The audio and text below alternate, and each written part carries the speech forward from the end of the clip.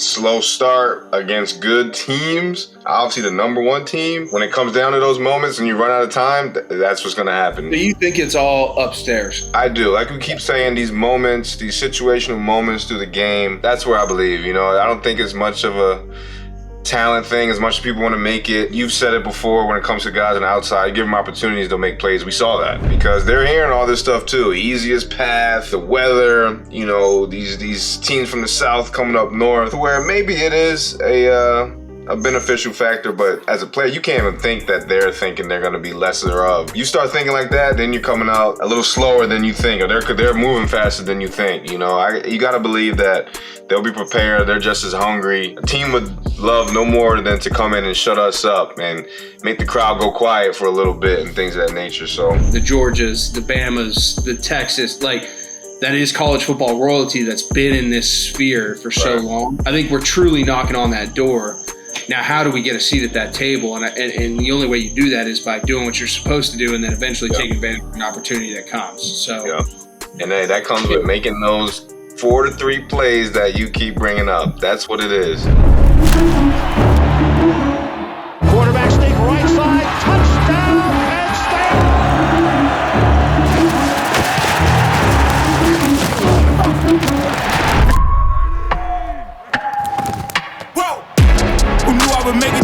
And this segment's brought to you by Family Clothesline. They kept us looking sharp all weekend. I'm currently wearing one of the Lulu Polos. It's a Family Clothesline exclusive. Make sure you guys check out Family Clothesline for all of your Penn State apparel needs. All right, folks, here we are. Another episode of the Pocket Island Edition. I may or may not be 3 sheets to the wind. Who knows? B-Bell's got me covered, though, here. We're good. We're hanging on, but we're good. We'll make it. Hack's got a nice tan going. Enjoying the sun. Can't blame him. I needed a break, brother. It's been a long year for me. Yeah. A lot of reps. A lot of reps up in State College. A lot of reps all around. A lot of rubber burnt back and forth up to State College for you, man. I applaud you, honestly. You and Jason. Yeah. Jason was up there. I mean, man, listen. It was what it was. I'll tell you this much, though. I did get to catch enough of the game to hop on here, talk educatedly enough about it. For you folks, with you folks, B and I wanted to make sure this is priority. And before we get into that, let's get to our sponsors. Got Family Clothesline, always dealing us up. Make sure you guys are checking into the episode of the Lions Den, the next episode that's coming out for exclusive college football playoff gear that you can only buy at Family Clothesline. We're going to have Devon and Hawk and the crew stoked out in that. Wise Markets, as always, have done a fantastic job with supporting state media, our initiatives here, specifically the Pocket as well. They've been great. And then Z-Bart, we're not going to get to a Z-Bart defensive play of the week this week. Didn't really have a ton of splash plays to pick from, so we will mention those. Z-Bart, as always, great sponsor, have been the sponsor of the Z-Bart defensive play of the week. Potentially we'll get that rolled back here in the short term. And then, as always, Hidden Still. I am down on the island, so I have not been drinking much bourbon. I've been leaning more towards tequila and rum. There we go. But Hidden Still, you guys are drinking any of that brown water up there in that cold weather. If you got a choice, make sure you're doing it in a manner in which supports Penn State NIL, which Hidden Still gives you. So, paid the bills, good there. B, you kind of know where I'm at right now. How are we doing? How are we feeling after the weekend? Man, it's a weird feeling. That game was a roller coaster of emotions, as it always is, being a Penn State fan. But I mean, in general, just the championship weekend kind of was topsy-turvy for a few teams. It shook up the bracket a little bit. There was a lot of hoopla going on about who was going to be where. How would how would the championship games benefit the losers or the winners? Obviously, we're at that point now, but, rewinding back to Friday, Thursday night, There were a lot of questions in the air. I mean, if you want to kick it off with some of the other games that went down, or just you want to go straight to the boys?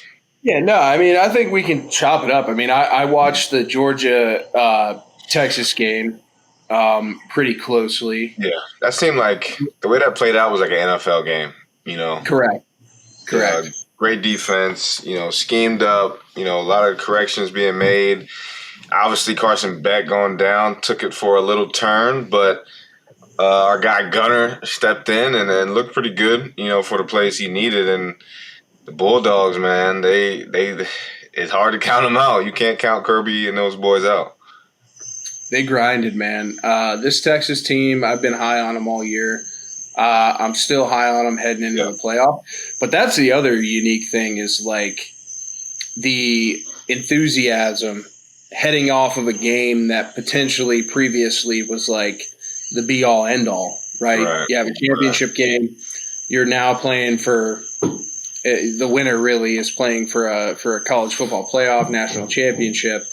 Then the other ones are potentially just vying for New Year's Six bowls. Yeah. Now, completely different landscape. So I think it's just a completely different vibe, right? And then you even see Boise State now slipping up there and getting one of the top 4 seeds. And then you have the ACC splitting on the back end there with Clemson and SMU, which we drew SMU, which I think will be really interesting. But really cool to see kind of how it's played out. There's been a lot of projections, a lot of this and that, and him and Han and everybody and their mom with experts projecting what it's going to be. But ultimately, I don't think it played out. It played out now, with the games having been played and what it is. It's really rolled out, I think, a lot differently than folks have anticipated. Yeah. I mean, you talk about SMU, Clemson, the ACC game going on during our game, so not a lot of eyes on it. I mean, they had it on in the Pittsburgh bar.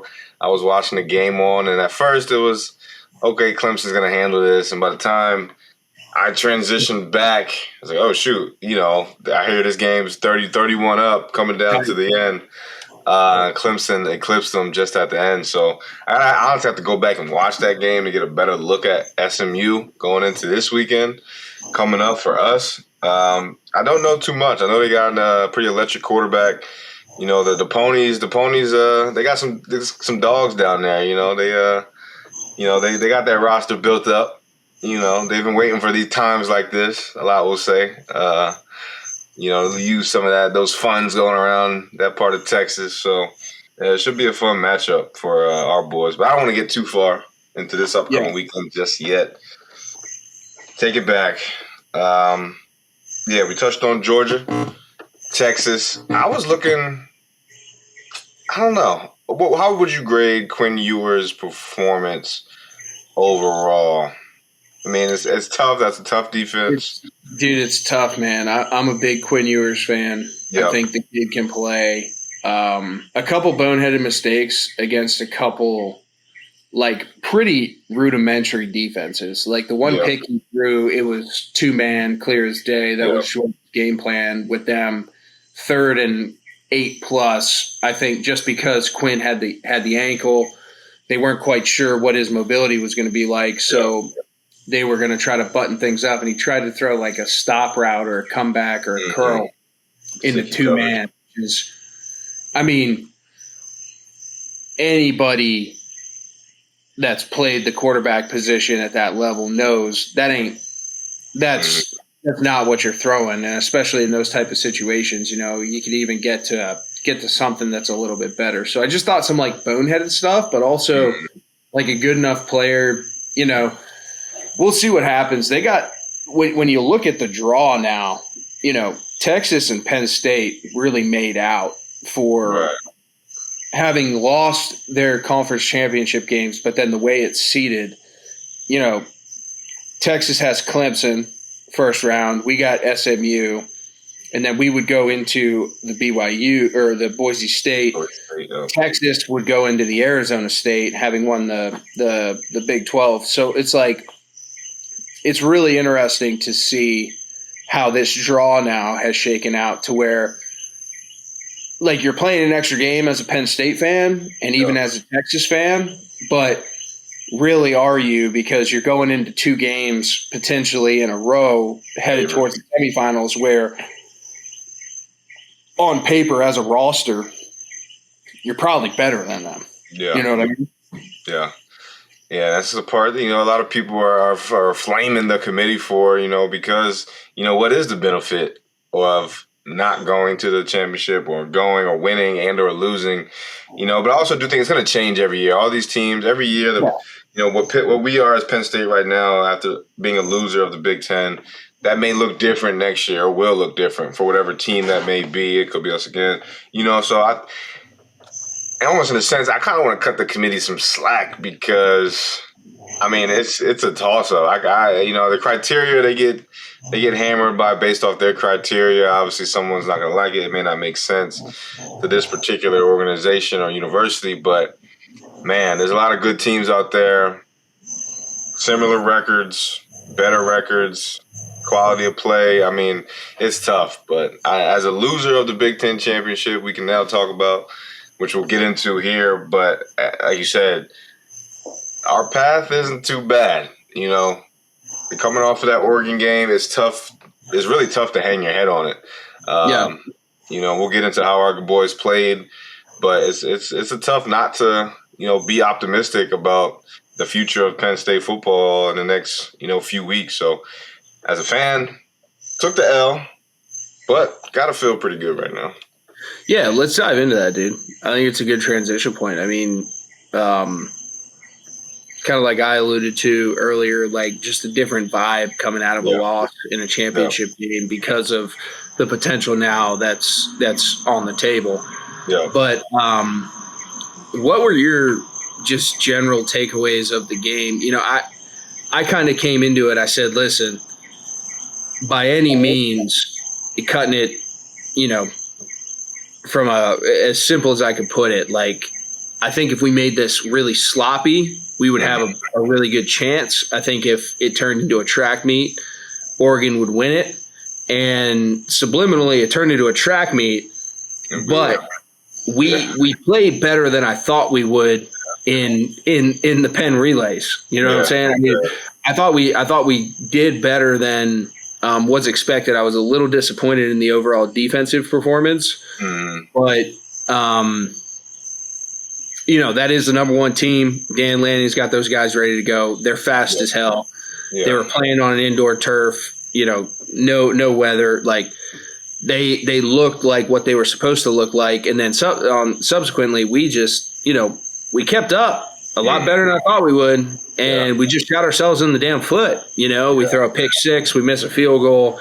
It's an 8-point game at the end of the day, and those 2 moments, again, it goes back to what we talk about with Ohio State. Like when you're talking about these big games, it's almost an NFL feel where it's like it really comes down to 2 or 3 critical moments that we just didn't execute, and they did. And you can argue about all of the penalties and non-calls and all this other bullshit that's out there. But like at the end of the day, all that aside, when you look at it, you can't throw a pick six and give them fucking 7 points on defense, and you can't miss a 35-yard field goal against the number one team in the country. And that just seems to me like, I know it's frustrating as a Penn State fan, but to me, like that's an upgrade from where we were when we were heading into games like this in the past, where it was we either were super tentative or super conservative and didn't shoot our shot. Like at least these boys fucking just threw it on the table and shoved. Didn't quite execute the way that I think we all would have liked, but they still shoved, and now they got a chance, bro, to make a run here, and it's very advantageous, as we said. So you make the run, and you get another crack at it, and I get the fan side, like, coach has to prove that he can win one like this and so forth and so on before anybody gets excited. But you got a chance to earn another opportunity, which I think is fantastic.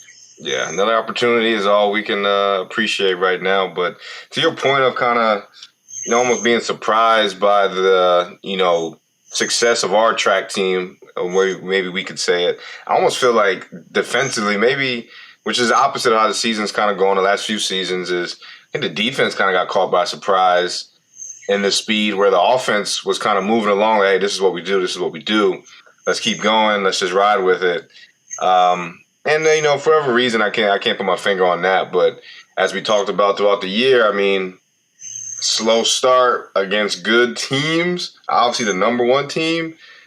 When it comes down to those moments and you run out of time, that's what's going to happen. You know, there's the room for error, margin for error on that is just that finite against a Dan Lanning, Oregon number one ranked team with, you know, a great senior quarterback. And I got to give them credit for that, man. They were going to make their plays. Ted Johnson kid, man.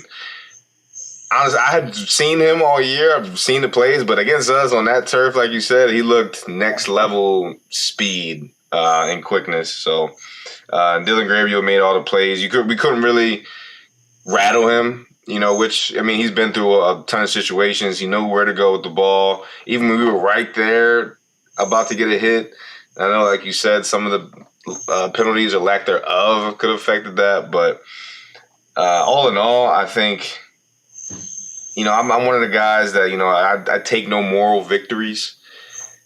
But in the sense of playing the number one team, and I thought this would happen if we were to win this game, like the confidence going into the next few games in the playoffs. I think we still kind of gained that, even though we took the L. I hope the players, you know, take their lessons from this, because you hit the nail on the head. It's like, hey, we're underdogs. We didn't execute to the standard of beating a number one team, and we had the opportunity still to do so. You know. Yeah. Granted, those moments we gotta get those moments, you know, leaning on our side. But I mean, those guys, the Oregon boys, made a ton of plays, and so did we. And I do feel good about just the track meet that we talking about, and running our race being, you know, a step behind. Where that was the question all year, offensively at least, is like, hey, will we be able to operate like this if need be? You know, USC, we got a taste being down and having to make some gutsy plays, throws on a drive or two, but just consistently ripping off. You know, I think we averaged more yardage per play than they did, which seems like it was. If you watched that game and saw kind of how our defense was struggling, you wouldn't have believed that. But then with the ground game, I mean, Nick and Fat Man both over 100. That's what truly impressed me the most. And Drew was good and made some great throws, and every week it seems like he's improving to me, and just like the gutsiness of what he's going to need to have for us in Penn State and national championship picture, but as well for him in the next level picture. But man, it starts up front. The boys up front, we were gashing them more than they were gashing us, which it seemed like they were gashing us more, but gotta give a lot of credit up front, and that's the run game I've been wanting to see these past few weeks. And to do it against the number one team, which, hey, you got to take some good away from that. Yeah, I mean, that definitely travels, and you know, like we said, you're heading now into potentially two matchups where you're definitely going to be favored. Yeah, and definitely on paper more talented. So there's a little bit of pressure that comes along with that, right, in terms of expectations. Yep. So we'll see how we handle that. But broad stroke, I mean, yeah, like everything you said about stepping up, going toe-to-toe. Yeah.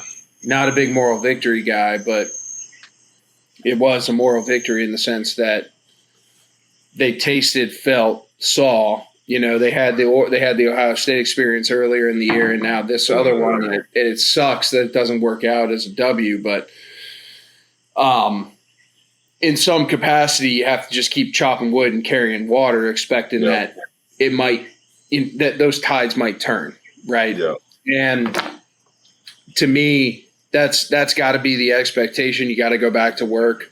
There's going to be noise surrounding it. There's going to be a lot of shit surrounding everything now with this conversation heading into these first rounds. But I truly do believe that Penn State is poised in the sense that they had the experience they needed to have if they go to work the right way. Mm-hmm. you're pretty much guaranteeing the semifinal appearance. And then that's when the lights are on, right? You're in a semifinal experience, the lights are on. Who's going to make plays when, right? Yeah. And that's all you can ask for. Yeah. And I don't want to get too far ahead of myself. Obviously, we got to handle business against SMU at home, but yeah, it was eye-opening in the sense that I think we're a lot closer than where anyone thought we were. Yeah. Our deficiencies were definitely taken advantage of and highlighted, which is now out there for everybody. Mm-hmm. So you got to be prepared for the SMUs and the Boise States of the world to come in here and try to attack those. But then on the flip side of the coin, I think offensively you got to feel really good.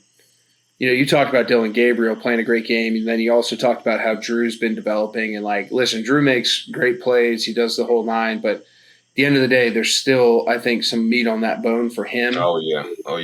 Playing, and you can say that about the whole team. Yeah. In reflection of Drew. But the next evolution of Drew Aller and where he's going and where he wants to go, a lot of that comes down to making those plays, when that type of player is asked to make the plays. You know what I mean? He's got the supporting cast around him. He's got a lot of things in his favor. So I think that's the next evolution for him. He made some of them, but he also made some critical mistakes. Yeah. And again, when you're in a game like this, like that, you can talk about the great things all you want, but at the end of the day, a pick six, you can't have that backed up. You can't throw another pick. There's a start. That's the tough part about, like I say, moral victories. I mean, because look, we outdid them in total yards. They had us in passing yards. We overdid it in rushing. Football. Yeah, I mean, come on. And the stats were eerily similar comparison. I mean, we had more first downs by 4, 28-24. Third down efficiency, we were 7 for 13. They were 6.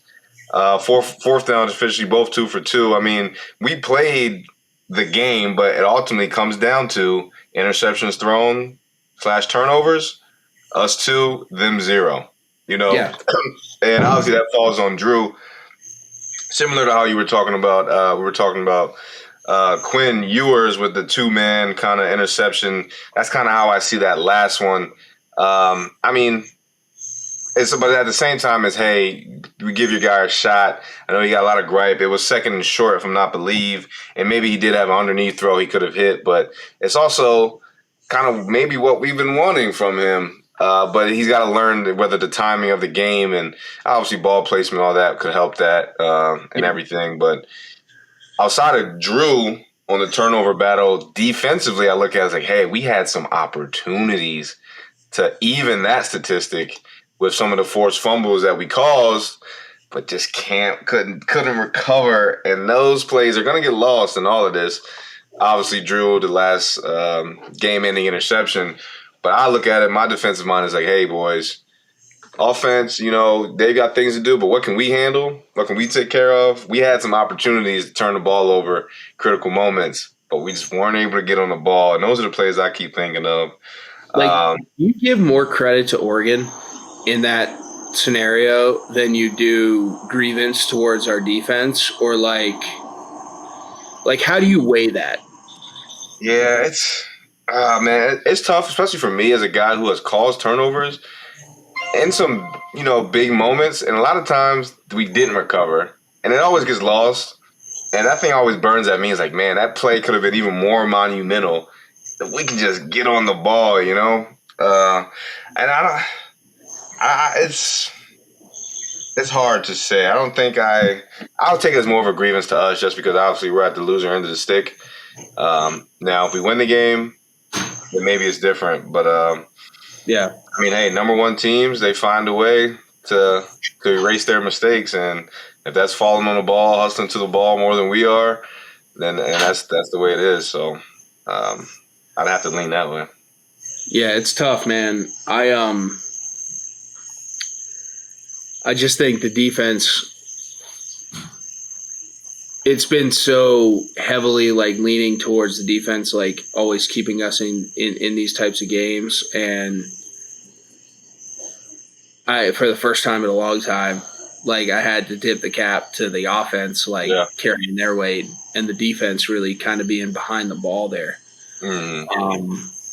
So I will give credit to defense. They settled in at some point, and I mean, it wasn't the complete second half shutout we've been accustomed to, but they settled their feet and got some fourth down stops. And like you said, I mean, they only punted, 4 times? And those stops were monumental. There was 2 more than we did. So obviously outside of the turnovers, but those punts that we forced were still huge because, like, you know, the first 4 series, it was like, okay, are we gonna be able to slow these guys down at least? But we did. Yeah. No, I do agree with you there.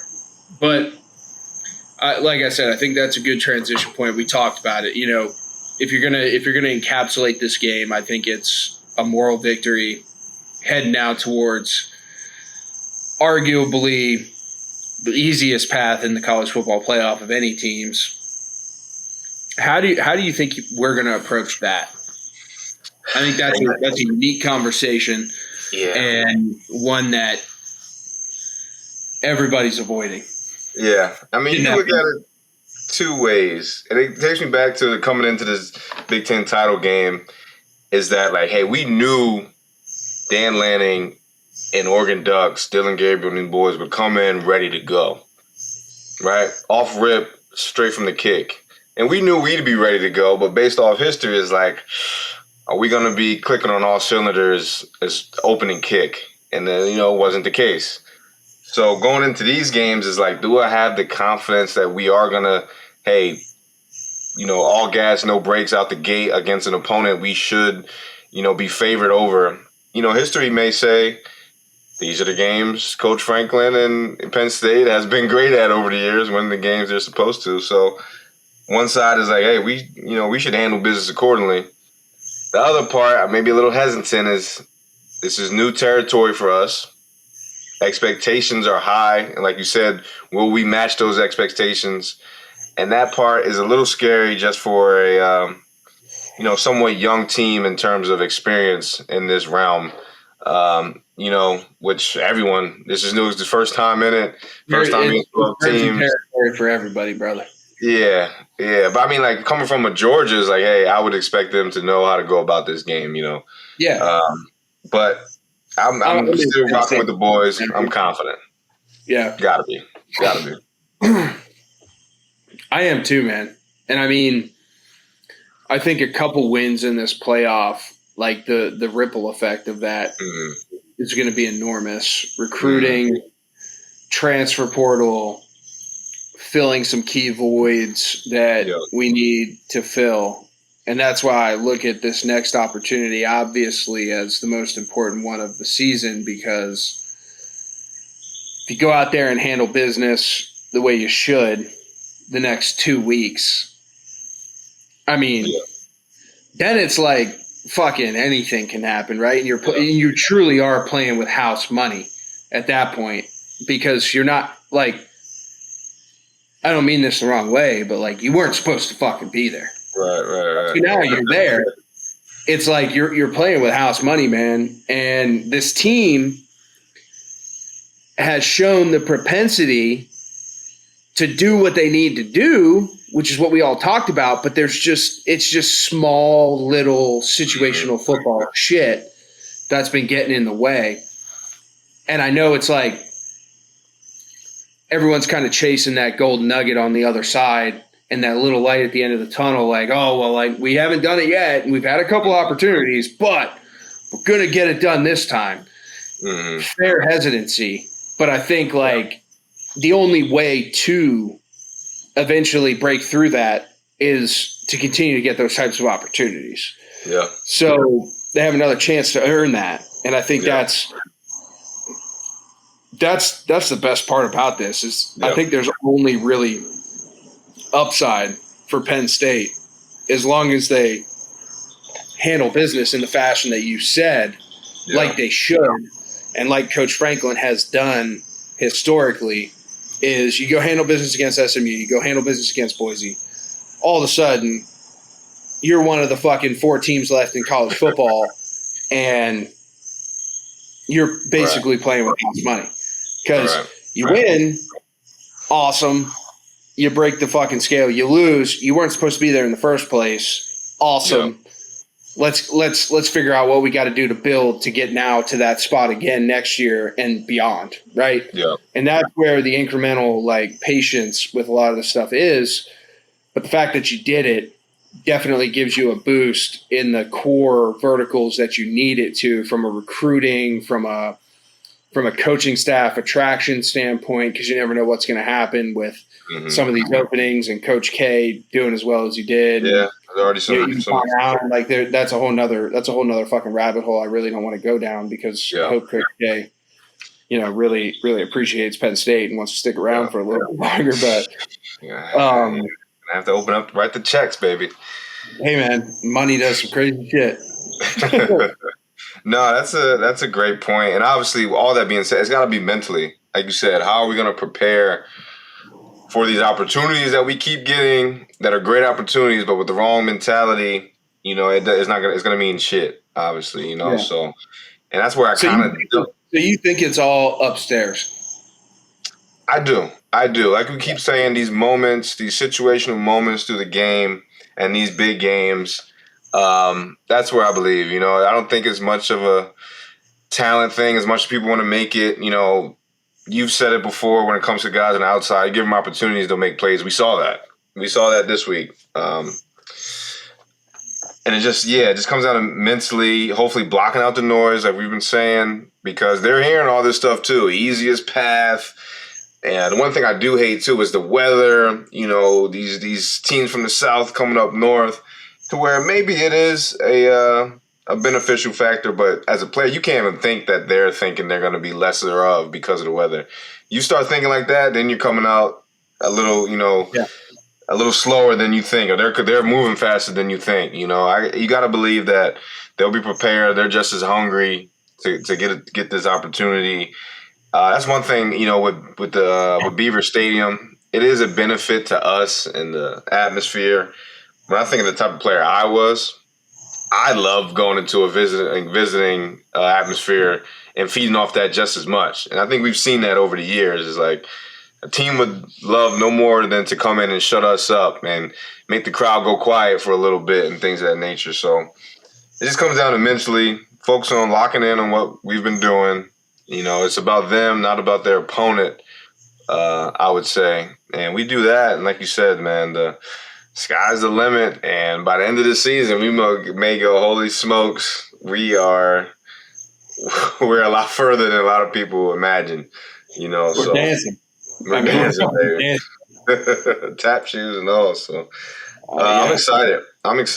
I got to dive deeper into SMU. I do not know much about them, but the Ponies have been on fire all year, and you can't sleep on them, man. Even with that game, I looked 1 second, they're down, 21-17, and then boom, right back at Clemson, down to the wire. So they have, the guts to go play a bigger opponent, quote unquote, be that underdog team. So, and I'm sure their fan base is just as fired up. They haven't had this type of success either. So it'll be a lot of emotions, and I almost still can't believe it. The 12th playoff is here, actually. We've been talking about it for so long, and the boys just got to go and execute, man. Yeah. I mean, I think you and I should potentially do a little preview, additional bonus episode of the Pocket here later this week. We might get into that. Like I said, I'm on vacation.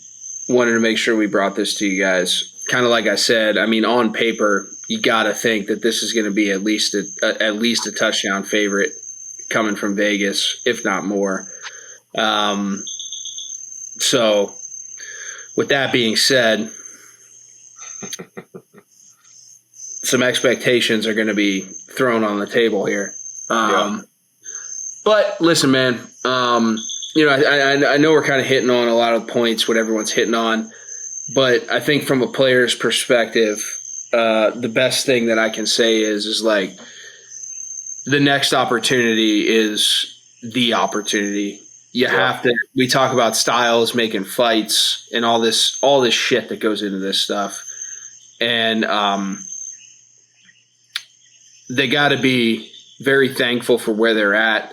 They earned everything they got up into this point. Now it's time to start executing in some of these critical situations, and that's the funny thing is like, you start the season and the target is really wide, right? Like there's a lot of shit that you can hit within this target that will cause it to shrink.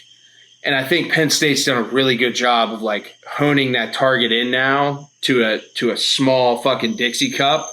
That's like, we just got to execute in 5 moments in a game that we haven't executed in previously. And you're not going to know what those moments are until after the game, which is the unique part about it. Yeah. But like now you're not having a conversation about like, do we belong? Like, do we think we should belong? Like, are we playing like we think we should? Like, nah, fuck that. Like they're playing like they belong. It's just now all, like you said, execution in the mentals upstairs and kind of honing that into that small surface area, which is development, man. Like at the end of the day, like development, people like to see development as this like clean cut path, but it's oftentimes very stringent, 3 steps forward, 2 steps back, and but it's slowly but surely getting to the right position. So, now we I think we have to start holding some of our better players accountable in these moments to step up and make these plays, right? Like I think the expectation should be that we steamroll SMU. Yep. And then if we get a crack at Boise, we also steamroll Boise. Like I think that should be the expectation. Yep. And it kind of goes back to that conversation you and I have had about raising the floor, right? Mm-hmm. Like now I think Penn State's at that point where they can say like we're really truly knocking on the door of that like dark, smoky fucking Godfather table in the back of a small Italian restaurant in fucking North Jersey that is college football royalty, the Georgias, the Bamas, the Texas, like that is college football royalty that's been in this sphere for so long. I think we're truly knocking on that door. Now, how do we get a seat at that table? And the only way you do that is by doing what you're supposed to do and then eventually taking advantage of an opportunity that comes. So, and that comes with making those 4 to 3 plays that you keep bringing up. That's what it is. And like you said, the expectation, we can have the expectations, but the guys on the field, on the blue and white, need those expectations for themselves. Like, hey, I'm Harrison Wallace. I'm making this catch. I know we saw a glimpse of that this past weekend, 4th down. That's great. I'm Drew fucking Aller. I need to make this throw. I need to extend the play or whatever it may be, and I do it. Not even something I need either. It's like I can. Like I'm capable. Like this is what I fucking do. Right. Like like I feel like that's the mindset, right? Like as a player, I've been in that slot and I've also been outside of that slot trying to get back into that slot, and I know how frustrating it is. Amen. But it's like this is what the fuck I do, man. Yeah. Like I'm here because of this. Yeah. So that's what it's gonna come down to, man. Like you can fucking overanalyze all this fucking bullshit. You can cut through whatever you want to cut through, but it's going to come down to that. It's going to come down to 4 plays.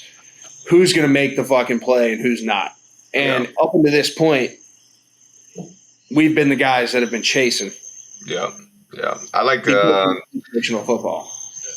On a game day or whatever it was. I love Kirby and Sark kind of saying, hey, everybody's like, oh, scheme this, scheme that. Ultimately, it's like, hey, who's going to put emotions aside and execute? And that's what it is. And the guys have to see that. Like you said, I can do that. I can make, make this play when it happens. And that's where the visualization and all that coaches talk about. Coach Franklin's big on that. Because you don't know what it's going to look like. You don't know what that play is going to be. Maybe it's a catch. Maybe it's a block to spring your running back for 2 more yards on 3rd or 4th down to close out the game, and those are things you gotta. You look at the way the Georgia game ended. I mean, they trot Carson Beck out there with one goddamn arm, and he turns around and hands a power off on the 4-yard line and stuffed it right up fucking Texas's ass. And Texas had been doing a great job against the run the whole game. But when it came down to when it mattered, Georgia said, fuck it. This is the way we're made. This is what we're going to do. And this is how we're going to assert our dominance. And they did. Yeah. You know? The whole world knew the kid couldn't throw it, but damn right they executed. So that's what we need, man. The boys in blue, like you said, we're knocking on that dark, cloudy back room, trying to get in, and that's the way in, showing and proving. And we got a grandiose opportunity coming this Saturday. First playoff game, Beaver Stadium. It's going to be amazing. Noon kickoff, but nonetheless, it will be great. Third white out of the year. Third white out of the year. Third noon white out of the year. And time to show the Pony Express what Penn State football is all about. That's another piece I'll just add real quick. I do love – that's the component I love about this playoff. Even with Oregon coming in first time, us seeing them, it's kind of like – I think you might have touched on this a couple weeks ago. Not really having experience with these teams to maybe hold you back. You know, we talked about the Ohio State matchup and all them always being the big dog, and sometimes that can just hold you back a little bit, even though it shouldn't, you know, where things are even, but just based off history. So I do love that component, and I think we saw that with Oregon. Yeah, they came out swinging, but we just came out swinging back. Like you said, we kept up in that track meet. So I'm excited to see that. But, you know, best understand that they're going to have that same mindset too. Everyone's always willing and ready to knock off Penn State. It's a big brand. Everyone hears about it, and everyone's tired of hearing about it. So we got to make sure they remember it and come to know it for sure. Yeah, and I think – you know, I was just scanning the mailbag. I think a lot of it is kind of the stuff we touched on, the minutia, some of the shot opportunities. But we're getting to this point now where we're having conversations about small shit, and the general consensus is a lot of confidence heading into this playoff berth and this playoff bracket. So I don't even really want to get into it. I think you and I have done a great job of outlining we're in a really good spot. Gotta get to what we got to get to. Got to get done what we got to get done. Earn another opportunity, and then can we show the ability and the propensity between the 6 inches between our ears to start making those plays when they matter most. Yeah, and that's championship ball, dude. I mean, that's championship shit. Like you and I, you've played on championship teams. I've played on championship teams. You've played on shitty teams. I've played on shitty teams. I think the differentiation is very finite. You know, there's a lot of really good talent on all of those teams. It's just who puts it together, who executes, who has belief, who has the confidence. And you've said this going way back to the first time you and I hopped on this pod is how much confidence makes a difference. And it's funny. It's not that fucking hard, man. No, it really isn't. No, it really is not that hard. You know, it's like you said, though, man, being a player that's kind of been in that space of like, I'm that fucking dude. This is what I do. I can do. So maybe falling out of there, trying to get back. And ultimately the difference between the best players are the guys that stay there. You know, I'm right with you on that. You know, you lose a little confidence and it's like, but no, the guys that stay in that mind frame, you know, those are like you hear Jordan and the Kobe's, the killer mentality. They stay there. Yeah. And even when they do miss a beat and they don't win the play, they get beat, it doesn't even faze them because, you know, they're still right there coming at you. And like you said, we're knocking on that door, that back door, you know. We're scary close, bro. Yeah. Like we're scary close. Yeah. But if these guys can believe it like that, we're there, man. Talent's there. You know, fuck all that shit. Talent is there. We just got to believe it. Yeah, I love it, man. Yeah, I love it, man. I mean, it's going to be a really exciting next few weeks to be a Penn State football fan. So I hope everyone's plugged in. We're going to make sure we keep bringing you guys some good stuff. Like I said, not to be held in vain here, we might just run a quick SMU dive. What our thoughts are after this here towards the end of the week, but we go phases. Maybe go two, 3 phases of the game: offense, defense, special teams. Yeah. But we wanted to make sure we got a recap of this Oregon game. Wanted to make sure we got this stuff in. I get back stateside Wednesday, so a little bit less booze, a little bit a little Enjoy bit more. your time, brother. Well deserved. Yeah. Oh, we're enjoying it, but we are enjoying it. I mean, bro, I haven't drank Red Stripe. I can't tell you the last time I was drinking Red Stripe. Tell you what, I better love it, than. man. But we'll make sure we dial it in. But we appreciate you guys as always. B and I will be tuned in, tapped in, locked in, and giving you guys the best we got. So that is another episode of the Pocket post Big Ten Championship. Make sure you guys are following us on all our socials. Gonna have a bunch of other stuff coming out here throughout the week. Stay tapped in, stay plugged in, and just know we will be back. Yes, sir. This is a great path forward. We are taking a moral fucking victory right here. Yeah. And I think we did a good job of outlining what needs to be done. So I appreciate you, B. Appreciate you, brother. One last thing. Shout out PSU men's basketball doing the thing right now. Let's keep it up. Yes, Mike Rhodesy. Make sure you guys are packing the BJC. That dude he's got them boys hooping right now. I love it. And women's volleyball, per usual, we're killing it. But I'm always tuned in to you ladies. Keep killing it. I love it. That's a true Penn Stater right there, folks. Amen. I bleed blue, right? That's what they say. He's in it. Yeah, everyone bleeds blue. Just when the oxygen hits it, sometimes it comes out red. But another episode of Pocket Down. Catch you guys next week.